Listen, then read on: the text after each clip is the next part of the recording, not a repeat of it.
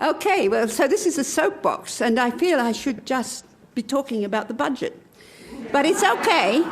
Yeah, and getting us ready to storm Parliament in Canberra. But it's okay, because I noticed that the voice that's been in all the papers and the person who's been made fun of in cartoons and much talked about is an 86-year-old woman, Vilma Ward. And that doesn't surprise me for reasons we'll see. And so I will be able to connect my talk up to the budget. So perhaps you'll be pleased about that.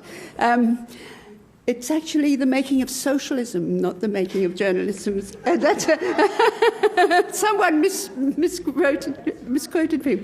And the one book, for some reason, Verso never mentions, is my last book, Making Trouble, which is a political memoir about life and politics. And I mention that because this new book, Out of Time, follows directly from that book. Making Trouble is really about my generation, and I can see a few people out there, I think, from my generation. Yes, I see you all there, good. And but better still, I see cross generations. The other thing, I'm very interested, talking across generations. Anyway, in Making Trouble, I was thinking about what had happened to the high hopes of people like me, that baby boomer generation so often denigrated today, which I'll return to, who really had dreamed that we could create a world which was what? Which was more or less exactly the opposite of the world today. It was going to be more egalitarian, more caring, more peaceful, and collectivity wasn't going to be a demonized word. Care and concern, and they were all the things that we rather cherished. Of course, we were interested in autonomy and choice, but we were interested in autonomy and choice that wasn't just the ridiculous thing that's talked about today, which is autonomy and choice only for those who are extremely wealthy. And I sometimes get asked to talk, as I was last year, on the tyranny of choice. And it's so obscene, because the one thing we have today, particularly for young people, but actually across the generations, is so little choice. In London, people can't, it's not only they can't buy houses, which they're all told to do, they can't even rent a room in a house. It's hard to get even a shared room in a house. It's hard for them to get a job. It's hard for them to make any significant choices at all about anything. And yet everything that's happening is meant to be increasing choice. That's the mantra of neoliberalism, choice. Anyway, I'm wondering from my topic, what happens, I asked in Making Trouble, to my generation? What happened to our feminist and left dreams? And, well, I have to say, we did win certain things. And certainly as women, we won many things. But what we couldn't control was the way in which corporate capital was going to fight back against the fact that society did become more egalitarian in the 1970s. We did get improvements in welfare post-war and so on. And with the oil crisis of the 70s, there was just a concerted effort to turn things back, turn that around so that you could discipline a workforce that would be much more anxious, more like those workforces of the 1930s when, anything you did wrong could immediately, or any lateness at work, you had to, every minute you had to be trying to please the boss or you'd be out of work and actually destitute. So, we were lucky to be a post-war generation when the welfare state was expanding, when education was expanding, when healthcare, isn't it interesting? All these things that are being so cut now, these were the things that were expanding. And of course, when you're more confident, it's easier to bite the hand that's feeding you, because you do notice that not everybody is being fed in quite the same way. And so it was my generation who looked out across the world, thinking of the heritage of colonialism and anti-colonial struggles were still in full force at that time. And we really thought that we might be able to change things. So there I am, writing this book around in the 2000, a new century with people thinking, what is left? And then also thinking about it personally, because the thing about feminism was always that we wanted to relate our politics to our personal life. And so I wrote one chapter called When Sexual Warriors Grow Old, and was not only saying that we faced a world, and our children faced a world that was so different from the hopes of that we had, but also personally, our attempts to live more collectively had often proved very difficult, and also the ways in which we fought our gender battles as young women, always being in the focus of the beauty industry and with our bodies visible, and us wanting to, step outside of that and say, we're full, complete people, just like men. The rhetoric we had then was very different from the concerns, I think, or the problems and difficulties that face older women as we become more and more invisible and less and less. We find it harder, but in quite different ways, to occupy public spaces. The Labour Party in Britain has just brought out a pamphlet on the situation of older women, in which they talk about the disappearance of the older woman in public life. For instance, in the BBC, over 80% of presenters are men and 17% are women. And so the way in which we had been confident as young women was, and we were confident. I mean, we were fighting against our own sense of inferiority and being marginalised as women then in it, whether it was fighting for peace in Vietnam or whatever. But on the other hand, as soon as we were collectively together, our voices were strong, and it's a very why did we lose confidence?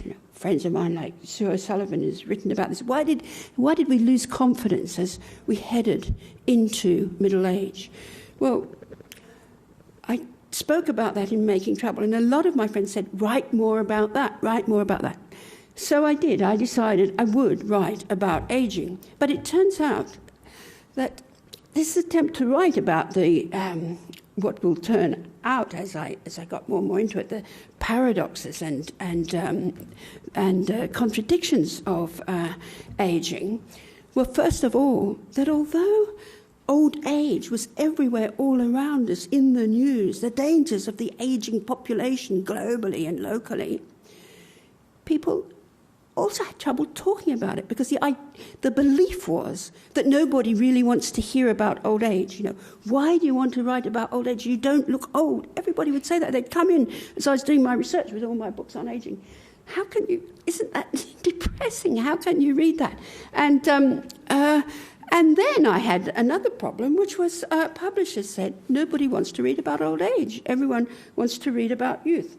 Now, it's interesting, because this was exactly the problem that de Beauvoir had, one of the early people to write a big tome on old age, which was called Old Age, but she couldn't get it published in the Anglophone world under that name. The word old just mustn't be mentioned. So it was called The Coming of Age. The Coming of Age. Hello, age. Because old age it just wouldn't be published. And that's what, Politipress, Seven Style, all my old publishers just said no. So it took a year for me to get a publisher.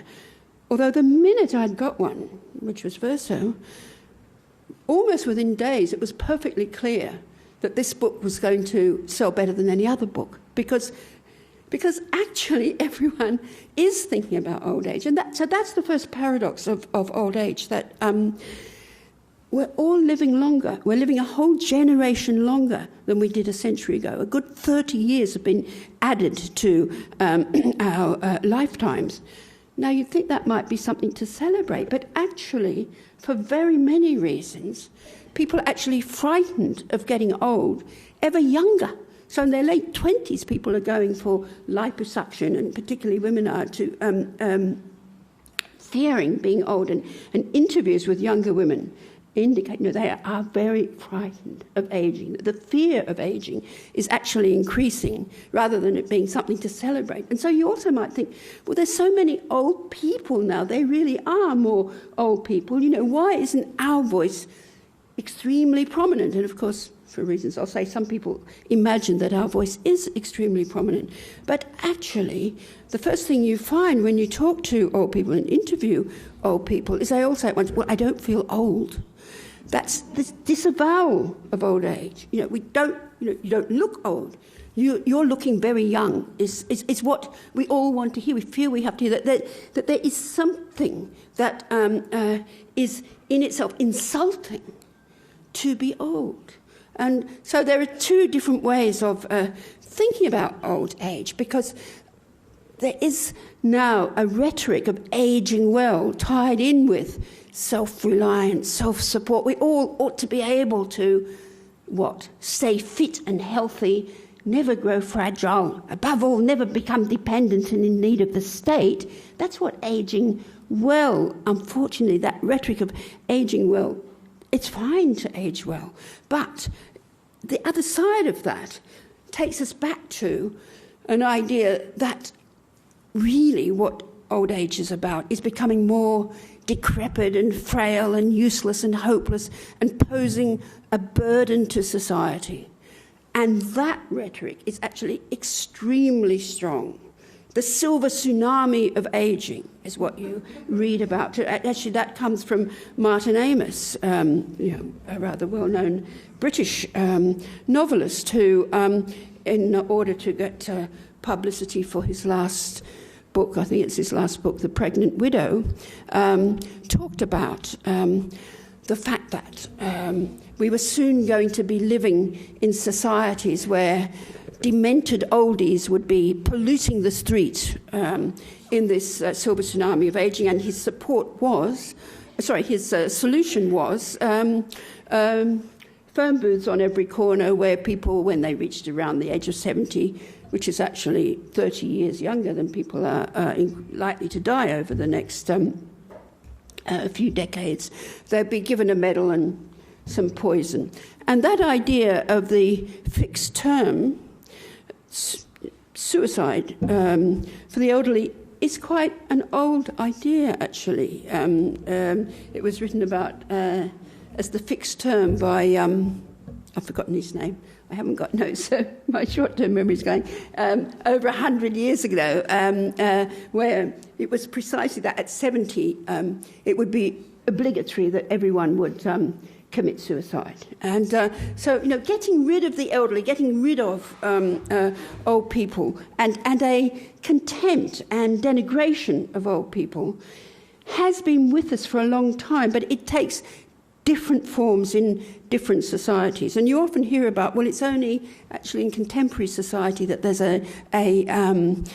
such a contempt and a lack of respect for old people, like our Minister for welfare, or some aspect of welfare, Jeremy Hunt, said, we don't need state support for the elderly. We could be more like in China. My wife's Chinese, and they don't need state support. Old people are cared for by their families. In fact, they've just introduced a law in China to say that you'll be jailed if you don't care for old people and your old people. And actually, in these other societies where supposedly the elderly were all looked up to, you find that there were often societies where most people died well before they were elderly, at least if they were poor, if they were labourers. And so the elderly would be the affluent in a community, so there'd be far fewer people living into old age. So you can't just compare one society with another. And what this is going to fit in with is a new way of attacking, in particular, my generation of baby boomers. It's almost become a dirty word. And that attacking the selfishness and the greed of baby boomers is something we hear about all the time now. Our another cabinet minister, David Willits, wrote a book published in 2008, not coincidentally, something happened in 2008, in which he said, which was called The Pinch, how the baby boomers stole their children's future and why they should get it back.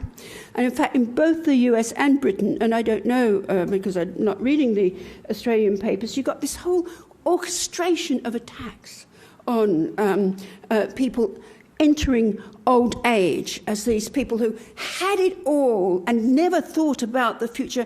We secured our pensions and our own welfare at the expense of our children. So trying to find new sorts of scapegoats. We've got the immigrants we can always try and scapegoat. There's always racism. Right-wing rhetoric always has floated on racism. But, let's also blame the old people. Blame old people now. And several headlines in our mainstream press said, don't blame the bankers, blame the baby boomers, when all around 2008. So the reason for the crisis of 2008 was supposedly the huge welfare spending, which the Labour Party had supposedly brought in. It had nothing to do with, don't mention the deregulation of capital. Don't mention the fact that inequality was already soaring. Don't mention the fact that actually the cause of the crisis, which is about to recur again and even faster in Australia with this new budget, is that if you allow inequality to soar and soar, then how are you going to consume the goods or even be able to afford the services that will enable people to keep working to produce the profits for the tiny 1% to keep making them. However, as you know, in this budget, as well as in our planned budget in Britain, it is that percentage who must be protected. You don't put your super tax on the miners, on the people who own the mines, not the miners, and you don't, you protect. The people who are being protected are those who are the very richest, and the people who are being attacked are those who are the very poorest. And of course this is cross-generational.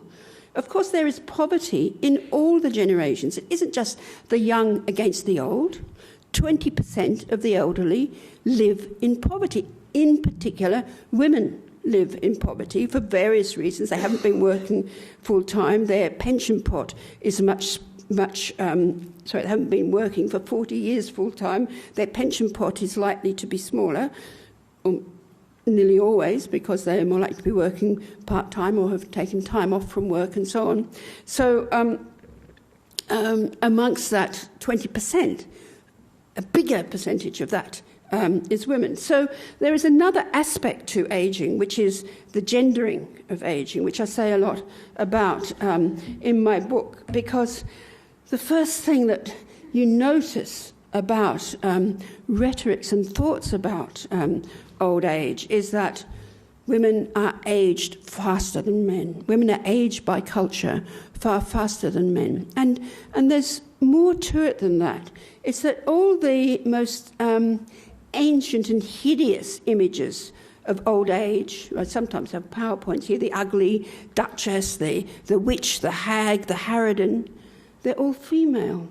And in fact, when you read some of men's writing who write most about their fears of old age, such as Martin Amis or such as Philip Roth, whom I look at in Out of Time, you find that really one of the big fears is that they're going to become more feminine, that is, more fragile, more dependent, that there's something about old age which is already gendered, that it is already the old woman, the ugly old woman is the face of old age. And, this has serious consequences in many ways. I mentioned women disappearing from public visibility far earlier than men, but also over the last few years in Britain, and I'm sure it's elsewhere as well because of the attacks on precisely on the most useful and meaningful jobs, that is caring jobs, It's women who've been losing their jobs, and particularly older women who've been losing their jobs. So of job losses in the last 2 years in Britain, looked at in terms of groups, over 50% of job losses were older women, were women over 50. Whereas in general, there was the job loss was 4%. So there's a specific targeting of women that isn't really seen or noticed or commented on, except by feminist groups who are determined to tease out this gendering of it. So you get this poisonous combination of sexism and ageism that is going to make it particularly difficult for older women who are going to be poorer, going to find it harder in many ways. Because another thing that I talk about in the book, and that began when I did my chapter When Sexual Warriors Grow Old, I tried to understand why it was that there's such a skewing in terms of who is uncoupled and living alone post-middle age, from late middle age onwards. And it is overwhelmingly women. And people think, oh, well, that's because men live longer. But it's not because men live longer, or not simply because men live longer, because the statistics come in from the late 50s into the 60s, whereas people live 20 years longer than that. And it's to do with a heterosexual coupling that up until the age of 40, you find that, interestingly, 3 times as many men as women are living alone. But over that age, it begins to completely reverse into the opposite. And that's got something to do with certain power and other dynamics within heterosexual relations, which I also talk about in the book. But nevertheless, despite all this sort of negativity that you'd think, therefore, old women would be busily complaining about everything, and we do complain about a lot of things, but in writing about ageing, many of the books about ageing that are written by women are far more positive than those written by men. So when Margaret Mead, for instance, back in the 1960s, first talked about postmenopausal zest, and she'd just been deserted by Bateson and taken up with a woman anthropologist, Ruth Benedict, I think it was, and she was talking about that when being interviewed by on television. So she was the first person to actually mention the menopause on television, and to really surprise her interviewer there. And you find that repeated in other books. Obviously, Germaine Greer in her what's it called? Her book, The Change. Yes, The Change. Yes. I did a review of it called Going Grey the Greer Way. And going grey the Greer Way means her turning upside down the way in which she'd previously talked about what it was to be young, which is, let me assure all women that whatever they want, they'll be able to get, particularly in any men they want.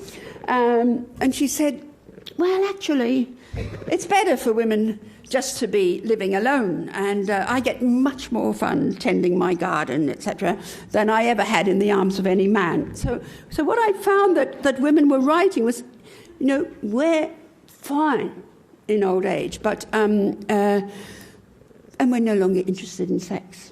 And I was a bit suspicious of all that, a little bit suspicious, partly because I think it's a very reductive idea of sex. I think it's back to a sort of sexological, we're no longer worried about our orgasms as we once were. Sexual relationships are the relationships in which you can, any number of things apart from coital sex are what is significant about them. Love relationships, about just being meaningful to another person, having someone there to comfort you, to listen to you. Someone also is very much related to aging, because if you're aging with a partner, you usually stay the age that they first meet you. That is, you're aging together. And Ruth Fainlight, a British poet who writes well in many ways about aging and loss, I'll get to loss in a minute, says after her husband, Alan Sillitoe, dies, she says, what a loss it is, because she knew that she could always come home to him from America. She was American, and he would still be wanting to greet her as the young woman he'd loved, and she'd always been. He didn't see this old woman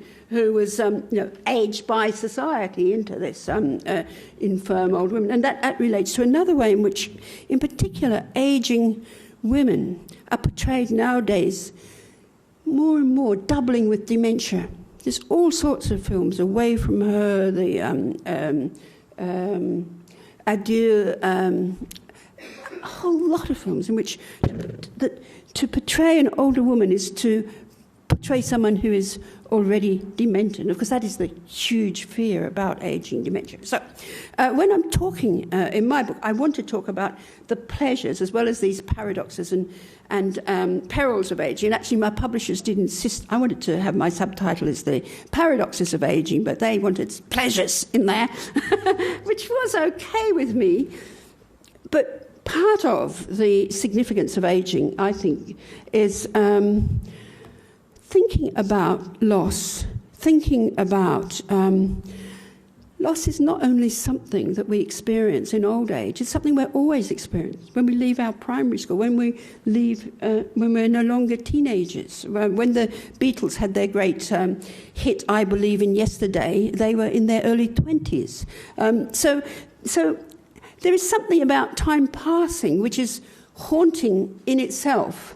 And when we look back at our younger selves and think how young and beautiful and confident we all were then, well, no, actually, we very often weren't that. We very often were just as worried about how we looked and so on. We weren't being ignored by the world, which is the thing that Germaine and others can get a grip on and say, well, it's better not to be, in the focus of the world.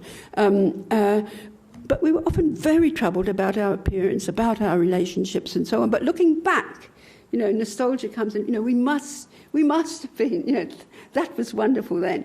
And so it seems to me that one thing that comes with aging should be somehow being able to think back through time and think rather differently about time in a less linear way. Because I think I said before, didn't I, the first thing most people say about aging when interviewed, about being old in their 70s, in their 80s, even older, is I don't feel old. And part of that, I think, is the stigma attached to being old. And if they're old, they have to be these bent-over creatures that are on the roadside, beware old people about. Age concern in Britain's been trying to get rid of those ways of portraying older people, but they're still there. And I'm losing the thread now. I've lost the thread completely in my performance of that. Yes, what I wanted to say was that it's not just, I think, that we're fighting the stigma of old age, and particularly in relation to women, but also, there is a sense in which we don't feel old because psychically we don't age in the same way as we do physically.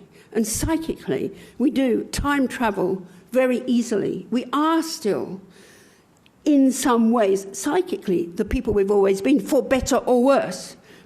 And that's why I don't completely buy the line, oh, we're happily post-sexual now, because I think that we still do want to be, particularly if we have wanted to be the centre of attention, noticed by others, to be in certain ways, able to be assertive and significant in the world. And we only have to fall asleep or whatever, or start dreaming, and we will, easily become those people we were. Those people are still there. And in terms of loss, I think this is very important because the people we've lost, particularly the people we've loved, whom we've lost, are in many ways still there.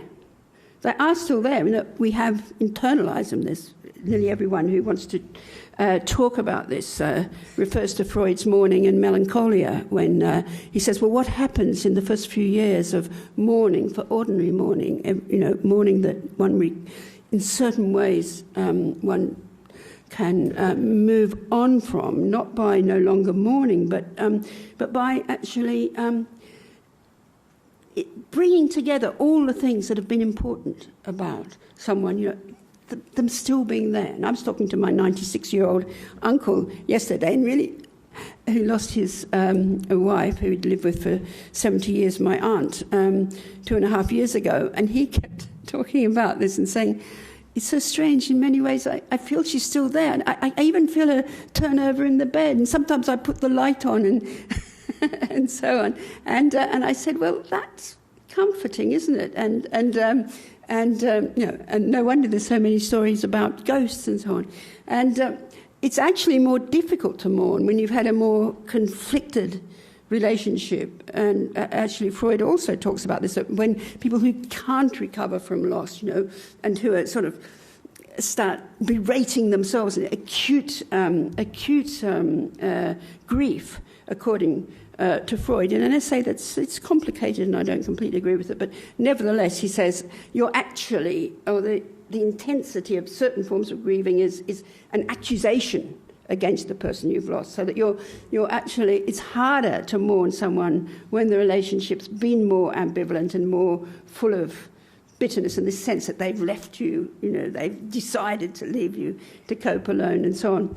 Anyway, I think that there is a way of, when we're lucky, as we age, not only thinking, well, it's good to think back over a long life. It's good as well if we can beat back these attempts to turn younger generations against the old and think, if we can communicate across the generations. And it is wonderful to have young people, middle-aged people, to have people around of different ages. And sometimes they are interested in your history and in what you've done. And that is an extraordinary thing.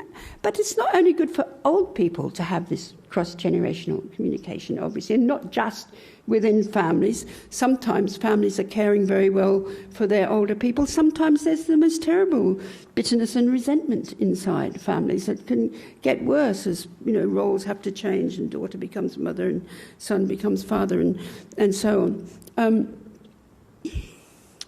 My thread here.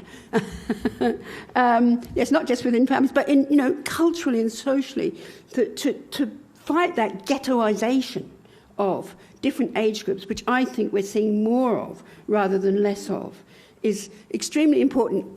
This is the point, not only for old people, but for young people, because I'm saying people are frightened of ageing, and they'll be less frightened of ageing if they can look to older people who inspire them. And so Vilma is there today for us. But not only that, the people who inspired me, are you looking at me to finish, like Adrian Rich or Grace Paley? And I go through all these people who often happen to be Jewish, as I am, who happen to have similar positions around working for peace in Israel, Palestine, and so on, who I find so significant, as they were 20 years older than me. And they really help me, and it's wonderful, if I think, well, and I might be able to, I just might sometimes, some of the time, be able to, be giving something to younger people. And so that thinking about age differently, thinking about aging more imaginatively, thinking, what is a long, good life? We hope to have a long, good life. And if we want a long, good life, we better start, beating back all these notions that old people are useless people and just incipiently demented and so on. And in particular, thinking differently about care as well. Because another thing about this self-reliance mantra that's so strong today, I think this budget is purely an ideological budget. Purely, just as Thatcherism was all, primarily ideological. It's not economic. In fact, economically, it's going to make things worse, including in the end for the rich as well as the poor they're attacking. It's ideological in that an idea that governments shouldn't be responsible for the welfare of their people. They haven't cut arms spending, have they? They haven't cut all sorts of things, as well as not increasing. Anyway, I won't go into all that because it's different in different countries. I have to finish. Right. Part of it. Ageing is a political issue. It's a feminist issue, and it is something that if we think differently about it, I think can be significantly interesting for people of all ages.